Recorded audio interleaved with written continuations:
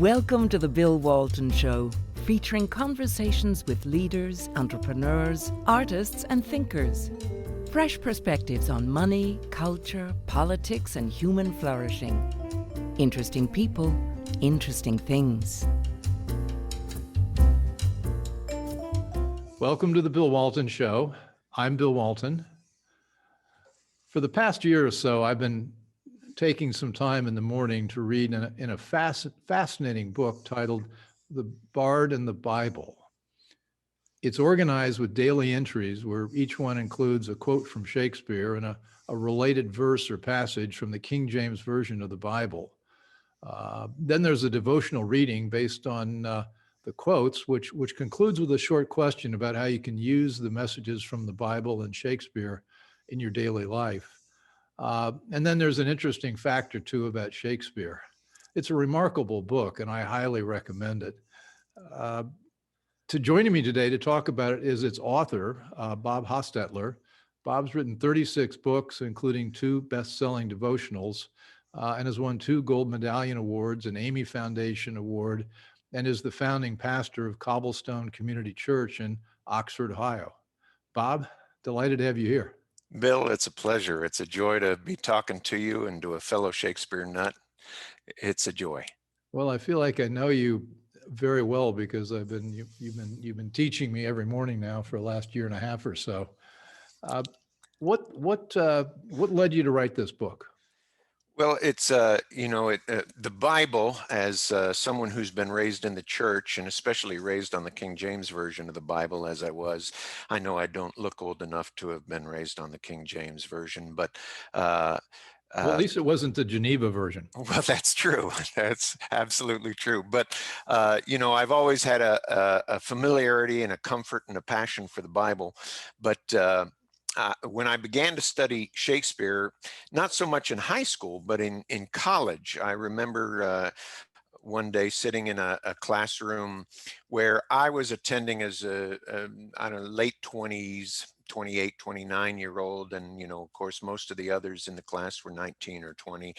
And we were just doing Romeo and Juliet, as I recall, and everyone else in the class, these were smart kids, but everyone else in the class was really struggling with Shakespeare's language. And Romeo and Juliet is probably the most accessible, or one of the most accessible, of Shakespeare's plays. And I looked around the room and just thought, what's wrong? Why are they struggling so much? And then as time went on, it dawned on me, oh yeah, see, I was raised on the King James English because of my upbringing in the church and my exposure to the King James Version of the Bible. And so I had that language, those cadences, that way of speaking and reading and hearing already in me. And so it was no stretch for me then to read and understand Shakespeare. There's still some parts that were puzzling to me. What was the spark that said, I'm going to find a passage in Shakespeare and a passage in the Bible? How'd you put all that together? Because it's a prodigious thing. Yeah, it is. Well, it actually started, that part of it, sometime after that class and that realization. I just, in my daily Bible reading and exposure to Shakespeare, I saw these correspondences, such as when Shakespeare has Hamlet say, "What a piece of work is a man," right? How noble in faculty, et cetera, et cetera. That soliloquy just paired up neatly for me with Psalm 8. What is man that thou art mindful of him? Thou hast made him a little lower than the angels and crowned him with glory, and so on. And so I saw these connections and sometimes contrasts between the Bible and Shakespeare, especially the King James Version. So I just, for my own enjoyment, I put together a flip calendar. It's a homemade flip calendar. This was 25 or so years ago, I suppose. And I just paired a quote from Shakespeare with a verse from the Bible and thought, look, I found 365 of those. Isn't that cool? And then I tried to sell that idea several times as a calendar or a gift book, and it never happened. And then 5 or so years ago, as I flip that calendar, today's, by the way, is from Othello, Act One, Let Me Go With Him. And of course, the what I paired with that is Ruth saying to her mother-in-law, Naomi, entreat me not to leave thee or to return from following after thee, for whither thou goest, I will go, and where thou lodgest, I will lodge. Thy people will be my people, and thy God, my God. So I tried to sell this as a flip calendar or a gift book for many years, but then one day it just dawned on me, why have I never done this as a devotional? So I pitched the idea to my agent, Steve Lobby, and that was the first time that I had multiple publishers bidding on a project which became The Bard and the Bible, a Shakespeare devotional. Well, it's a terrific book, and you picked purple, which is the royal color for the crown of England, I believe, which was a great choice. And also the Pope, I think, is familiar with purple. So the graphics here are fantastic. You can find this. This is on Amazon. It is. Do you have a Kindle version? Yeah, the Kindle version, the ebook version is available on Amazon and christianbook.com and so on. Well, I bet you can back into a calendar from once people get using the Kindle, they're going to say, gee, why don't I? Anyway, you're off to a great start. There are just so many connections. You do the comparison quotes. You take one from Henry VI, and, smooth runs the water where the brook is deep. And then you jump to Proverbs where it says, counsel in the heart of man is like deep water, but a man of understanding will draw it out. Did Shakespeare, well, let's go back into Shakespeare's world. He was born in 1564. King James was born in 1566, I believe. And Shakespeare grew up with the Geneva Bible, which is the predecessor to King James. So he was contemporaneous with the creation of the King James, and I want to talk about whether he was involved in writing that. But the world of Shakespeare, if you didn't go to church, you were arrested. And the Bible was omnipresent in day-to-day life. It was read out loud every day in church. What did they have? A Bible they read from at the pulpit called the Chained Bible. And I guess they had it chained because they didn't want people borrowing it. Right. So talk about Shakespeare's world. Yeah, it is a fascinating study. In the Elizabethan world in which Shakespeare grew up and started writing, the Bible was just a part of daily life. It was the province of the clergy. It was chained to the pulpit, and the clergy considered themselves the experts. But because of several developments in that era, the Bible became more and more, because of Wycliffe and because of the Geneva Bible, the Bishop's Bible, those were popular translations of the scriptures that entered the lexicon of English-speaking people. And for Shakespeare, as a schoolboy growing up and as a man who started to write plays and so on, it was just ingrained within him. It oozed out his pores, because it was not only read in church, but it was a part of their intellectual property. It was just the way they thought, the way they spoke. And so for Shakespeare, in his world, those cadences, those verses, those phrases from the Geneva Bible, the Bishop's Bible, those were just part of what it meant to be a literate person in 16th century England. Well, the Geneva Bible was the first mass published Bible, and it was annotated. So it was very popular, but most people weren't. I mean, they read aloud at home from the Bible, but it was an oral tradition, not a tradition of reading in it. It was a tradition of listening to it, and I think that tradition's been largely lost today, although it seems to be coming back with podcasts. And Shakespeare, you go to the Globe Theater, 3,000 people, half of them were in the cheap seats, which are, by the way, didn't he coin that phrase? That's right. Yeah. That's where all the groundlings stood around the stage and just listened to it. Most people couldn't see what was going on, so it was the experience of hearing Shakespeare when they went to the Globe that was that was what they brought the experience of hearing the Bible to the globe. Right. In fact, in Shakespeare's day, in common parlance, people didn't speak of going to see a play. They said, I'm going to hear a play, Yes. because the language was paramount. And there were virtually no props, no scenery on the stage. So it was a spoken word art form. Well, I'm going to veer into something I wanted to talk about later, but let's do it now. The Globe Theater was organized almost like it was like a tall donut, and they had a circular stage with most of the people around, and there were no props to speak of.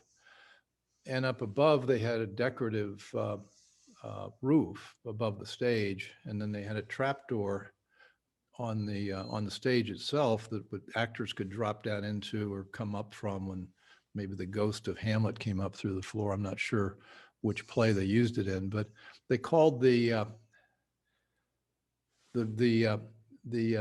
piece above heaven, and the trapdoor was hell. Right. Right. It was all just part of their language. It was, and that's, and as far as staging went, that was what, the sun provided the lighting during the day, and they used candles at night, which is one of the reasons the globe burnt down when it did in the early 1600s. But yeah, and that the O that formed the globe actually entered into one of Shakespeare's plays. Well, was that the Henry V where they owe for a cask of? No, Was that the chorus? he speaks about, and I can't recall which play it was, but he talks about it slips my mind, but there is a phrasing where he refers to the O, is it the golden O, the globe? Yeah. Well, yeah, I think Hamlet also had that in there. As you can see, you've seduced me into reading a lot of Shakespeare, a lot more than. There's so much there. But how do you translate? Oh, I'm noticing here. You're watching the Bill Walton Show, and I'm here with Bob Hostetler, who has written a tremendous book, The Bard and the Bible, and we're talking about the Globe Theater and Shakespeare's world and the experience of hearing the play. Not seeing the play as we would think about it today. So I think I cut you off in the middle of something very interesting. He quotes from the Bible over 1,000 times, or alludes to it. Right, more than any other Elizabethan, far more than any other Elizabethan writer, poet, or playwright. Was he writing? Have any other playwrights come down to us from that day, 1600, over 400 years ago? Well, we have some of Marlowe's plays and Ben Jonson's plays and so on, yeah. Well, let me clear up something that people have thrown up in the last 100 years was, did Shakespeare write these plays? Oh, yeah. Well, the authorship question was a hot scholarly debate 20 or 30 years ago, but it's been largely and partly because of some new manuscript discoveries, some things that have been learned over the last 20 or 30 years. It's less of a hot debate now than it was back in the day. These days, the bulk of scholarly opinion, at least as I understand it, and I'm no scholar, I'm just a fan, but the bulk of scholarly opinion is that that's a question now that's been solved. Shakespeare did write the plays, despite the various suggestions that Bacon or the Earl wrote. Some or all of his plays, those have been largely abandoned. These days, most scholars agree Shakespeare was the author, though he did, especially late in his life, co-author some of his plays with John Fletcher and others. Well, he was highly successful. He was not a starving artist writing in obscurity. He was very financially successful. He owned a piece of the theater company and I think was a big estate landowner at the time. And I worked in the theater in my 20s. I still sort of miss it, but I guess I'm happier I went on to finance. Starving actors is not that great, but he worked in the theater as a working writer. And if you worked in the theater, if you get a playwright, everybody knows who's writing the play, and you've got to fix the scene. You've got to get somebody to rewrite this or that. And the theater community in Shakespeare's time was pretty small. There were like a half a dozen theater companies or more. So Right. everybody knew everybody, and everybody knew who he was. So um, we had this genius amidst them. And do you remember the play Amadeus? Uh-huh. Sure do. And I'm interested in your idea about this because I do want to get into the theological piece of our conversation. Was it there's a great scene in Amadeus where Mozart's writing his music. Actually, it's after he's written the music. Salieri comes in and looks at Mozart's music that he's written, and he says, "There's no erasure. There's no typo. There's no changes here. This is just written out." And Salieri then said he thought that this may have been written through the hand of God. And the story about Shakespeare at this time, when he's, hey, Will, we need a new act two that isn't working. He would sit down and he would just jot out this without much correction and just hand him the language. It's extraordinary. Yeah, it is. And, part of that, I think we can ascribe to the conditions in which people wrote in those days. Paper especially, but paper and ink were expensive commodities, and so you didn't waste any of them. And so, when not only him, but Marlowe and others were writing, by the time the ink hit the page, the thought was there. It was developed. Though there are, for example, there have been recent manuscript discoveries in which it's believed that Shakespeare contributed to an earlier play that that he actually penned a page in, I think it was Richard II, if I remember correctly, that is a fairly new discovery among Shakespearean scholars, and it shows his hand, and it shows the confidence and the boldness of his hand and his thought. You founded the Cobblestone Community Church? Are you still actively preaching? Well, I do preach every once in a while, but as a guest preacher. So my wife and I moved out of Ohio a few years ago. I led that church for 11 years, and it's still a thriving church in Oxford, Ohio. But I have not been active as a pastor since the beginning of 2011. Do you bring Shakespeare into your sermons? Oh, whenever I can. I try not to be insufferable about it, but I mean, it applies to so much, as the devotional shows, as the book, anything that you can find 365 correspondences to things in the Bible, to verses or passages in the Bible. It's just woven throughout who I am and what I say. When you created the idea for the devotional, was the spark to use the Bible as the source for each devotional, or the Shakespeare for each source? How did those two, when you get into language, they're similar, but obviously the Bible's got a different source, and Shakespeare was written by Shakespeare. How do you think about that?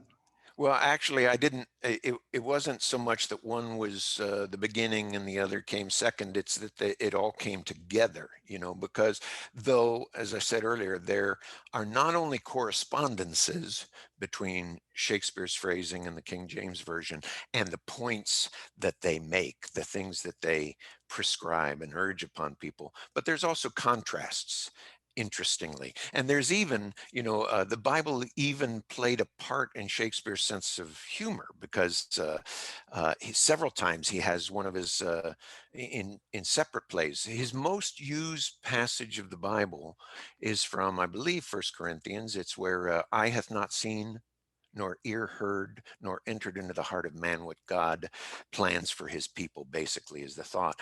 But he has, in two separate plays, he has not only repeats that phrase 3 times, I think, in 2 plays, but has one of his clowns, I forget which one, mangle it. So he's saying, it may have been Falstaff, but I could be wrong about that, that ear hath not seen nor eye heard.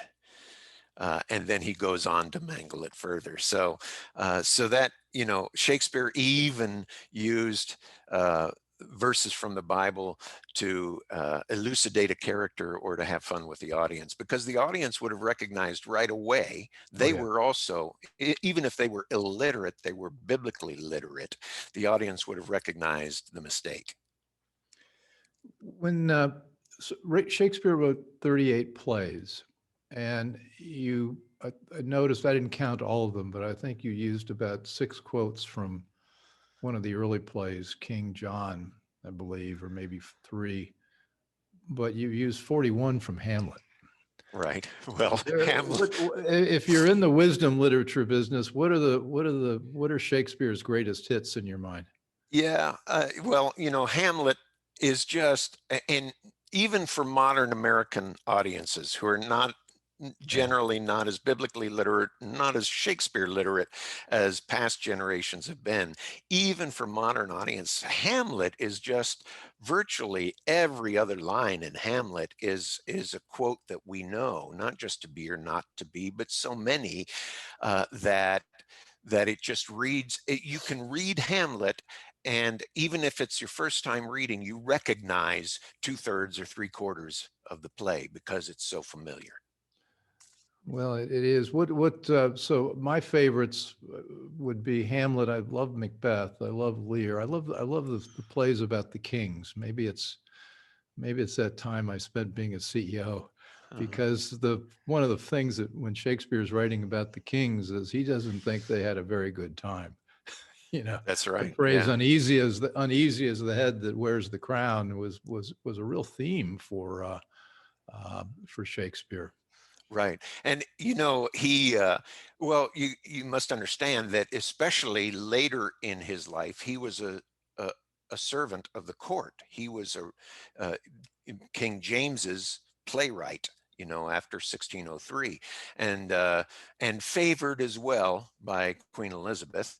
But so he had to play things down the middle, at least. He had to please the groundlings that came to his plays, but he also had to be careful to please the ruler of that time. And interestingly, one thing that's easy to miss is that in his plays, and this reflects the temperature of the time, royalty, when a royal person, a king or queen, speaks, their lines are in verse.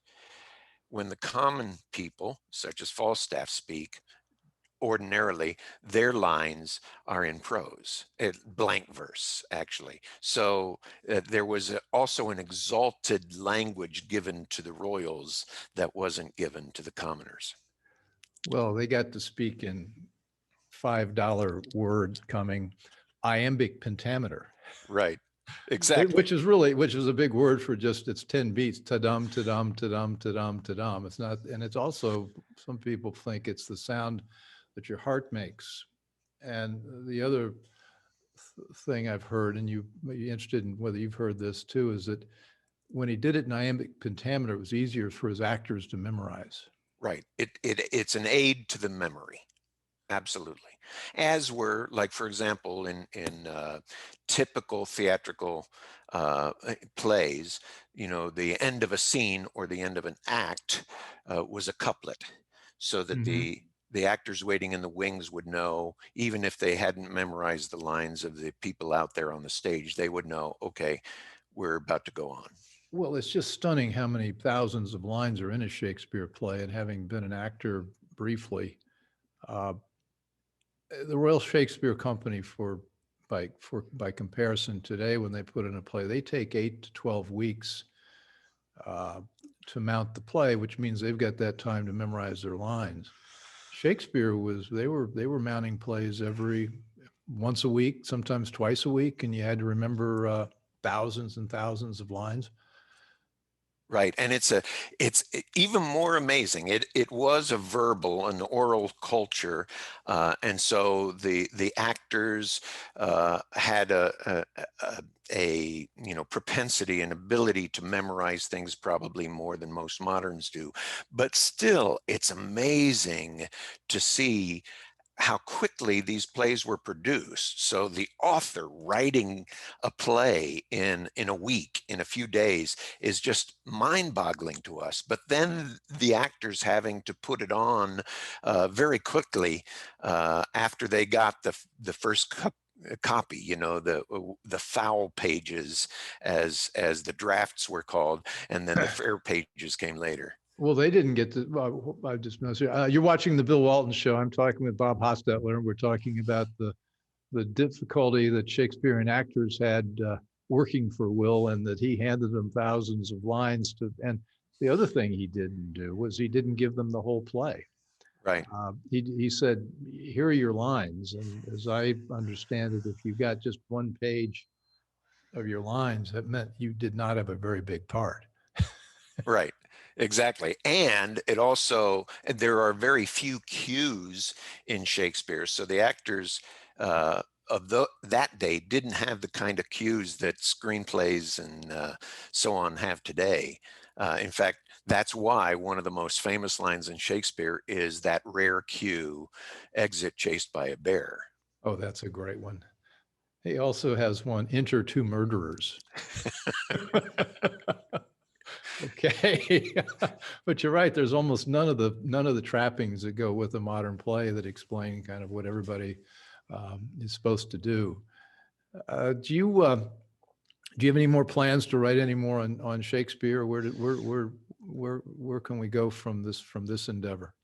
Well, I do get, I don't have any immediate plans to write more on Shakespeare, but it's always churning in me. So, as a working writer and literary agent and speaker, I basically follow the money. If I can find somebody that's willing to pay me, I'll write it.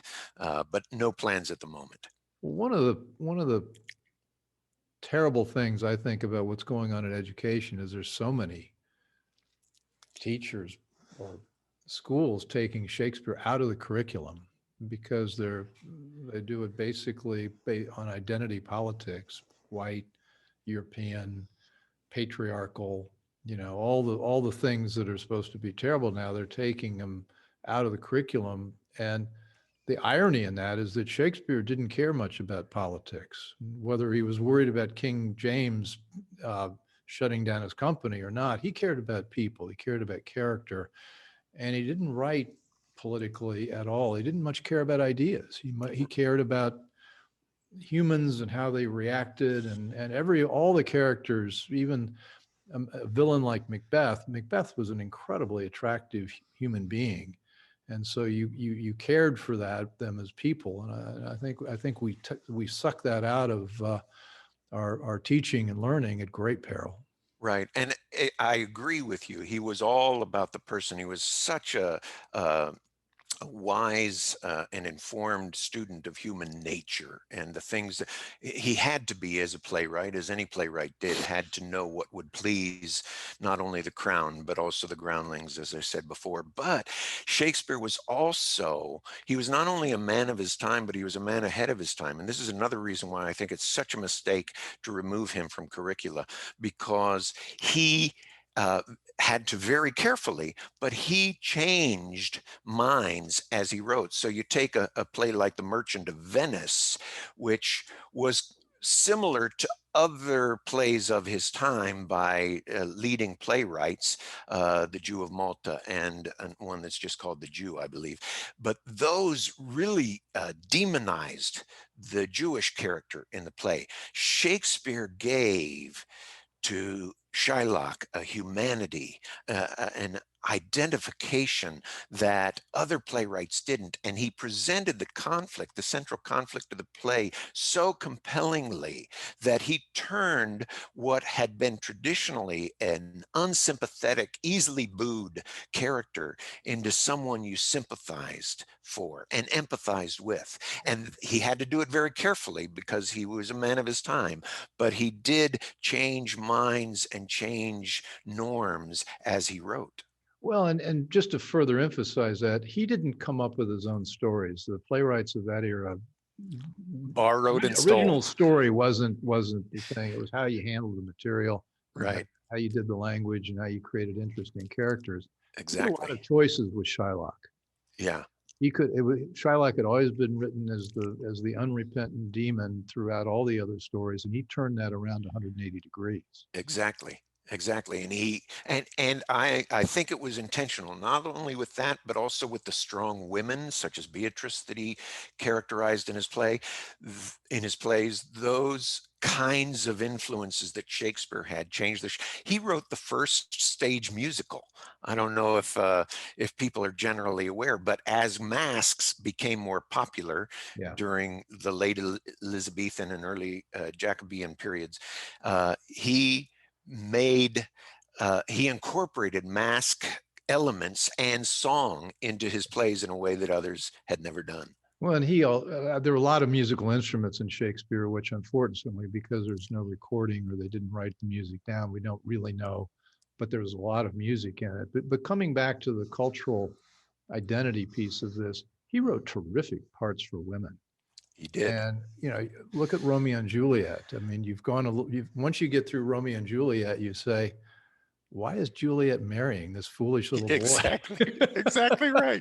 Yeah. Juliet's Yeah. got all the wisdom. She is the most important and interesting character in the play by far. By far. And Yeah.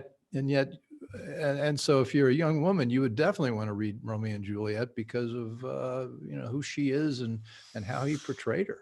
And Lady Macbeth, and it just goes on and on. The strong women, the women who are articulate, speak beautiful poetry that he put in their mouths is just that's one of the accomplishments of Shakespeare. One of my favorite characters is Macbeth because he is the villain, but there is the Lady Macbeth who arguably was the brains of the bunch. That's right. And there's my favorite scene where she's telling me you got to go kill Duncan, and he walks into the room and there's nobody there, and he says, "If it were done, when it is done, to best it were done quickly." Right. Just stop talking and do it. Yeah. He doesn't want to have anything to do with that. Well, as a man, was coming back to the devotional, was Shakespeare particularly a believer? Was he Christian? Was he Catholic? There are all sorts of things written about him. He was an atheist. The secular romantics in the 19th century liked the fact that they thought Shakespeare was secular and not religious, whereas you look at it really, and it was quite religious. So Right. where was he as a man? My opinion, and it's just an opinion, is that he was a generally irreligious man caught between two sides of the Catholic Protestant issue in Elizabethan times. And in fact, it's thought by many that his father was a secret Catholic, and that Shakespeare had to, because of the Queen and her policies, had to be very careful. In fact, he was also fined. One of the recent discoveries is that he was among those fined for not attending church in London. His father, John, was. Yeah. So was Shakespeare, Oh, actually. I didn't know that. Yeah, very recently. So he had to walk that thin line. But it's clear to me that he had a Christian worldview informed by the Bible. He breathed it in and he breathed it out. And it's one of the things that led to the writing of the Bard in the Bible for me is that it just strikes me as a unique event in human history that the works of Shakespeare and the King James Version of the Bible, these two towering accomplishments in the English language, were created not only at the same era, in the same country, in the same city, by men who knew each other well, basically working just across the river from each other. It just speaks of how unique that moment in history was and what a debt we owe to those who created Well, both. there's some dates. Shakespeare's born in 1564, King James 1566. He commanded the writing of the King James Bible in 1604, which was when Shakespeare was still alive. He didn't die till 1616, and it took almost 8 years, 9 years to write it. And they had a whole group of men across the Thames writing scholars. Correct. And now, was he involved in that at all? I mean, is there any evidence that he was that his gift for language infused their work? Well, there is a hint, and that's in Psalm 48, where Yeah. people talk about it often, where some people think that he was involved at least in that translation because he kind of used a cryptic way of embedding his name in the translation of Psalm 48. My opinion is that he wasn't directly involved. As I said, he knew these men. They were all servants of the crown. And so they had a special status, Shakespeare and Lancelot Andrews and the others who were involved in the translation of the King James Version. But my suspicion is that as a playwright, as someone who worked in the theater, Shakespeare would not have been involved in the translation. Yeah, But it's unlikely. since he knew these men Yeah. and they rubbed shoulders with each other in court, it's quite possible he had some influence. Well, and he was a man of the theater, and the theater was not respectable Absolutely not. even No. slightly then. He got married at 18. His wife at the time was 26, and she was pregnant. And the theater would get shut down all the time by the religious powers. And no, I think it's unlikely. But and also he had a agree. vocabulary. Didn't he have something like 27,000 words in his plays, and the Bible has only 7,000. Yeah, there's I don't know the numbers, but there's something like that. But I may exaggerate his yeah. vocabulary, but not by much. It was like 3 times the numbers in the words in the Bible. Well, and part of the reason for that would have been the subject matter that he had a much broader choice among history plays, comedies, and tragedies, and Roman plays, and so on, that the Bible translators didn't have that broad subject matter. Well, and they were also careful scholars.